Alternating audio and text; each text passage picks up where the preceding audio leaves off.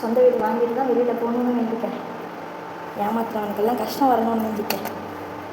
நல்லா இருக்கணும், நம்ம சந்தோஷமாக இருக்கிறத பார்க்கணும்.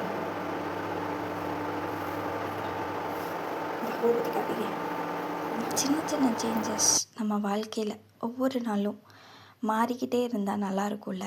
எனக்கும் அதே மாதிரி தான்.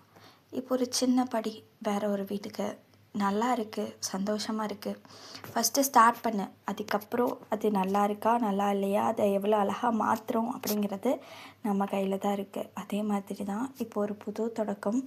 வேறொரு வீட்டில் இருந்து கண்டினியூஸாக வீடியோ போட போகிறோம். எவ்வளோ பாஸ்ட் இருந்தாலும் அதெல்லாம் இக்னோர் பண்ணிவிட்டு இனிமேல் ஃப்யூச்சர் என்னவா இருக்க போகுதுன்னு யோசித்து வாழலான்ட்டு இருக்கேன். தயவு செஞ்சு போனவங்க திரும்பி வாங்க, சந்தோஷமாக இருப்போம். நீங்கள் என்னை ஏமாற்றிட்டு போகணும்னு நினச்சிங்கன்னா கண்டிப்பாக அந்த பக்கம் உங்களை ஏமாத்துறதுக்கு யாரோ ஒருத்தர் இருப்பாங்க.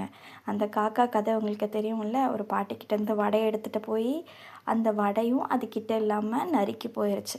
அதே மாதிரி தான் நம்மக்கிட்ட எது போகுதோ அது நம்மளுக்கு வேணாங்கிறது. அது போனது போகட்டும், அது திருப்பி நம்ம வாங்கணும்னு நம்ம நினைக்கக்கூடாது. என் லைஃப்பில் இது இம்ப்ளிமெண்ட் பண்ணுறனால மட்டும்தான் இன்றைக்கி நான் இந்த ஸ்டேஜில் இருக்கேன். யாரையுமே நம்ப வேணாம், வாழ்க்கையை நம்ம பார்த்துக்கலாம்.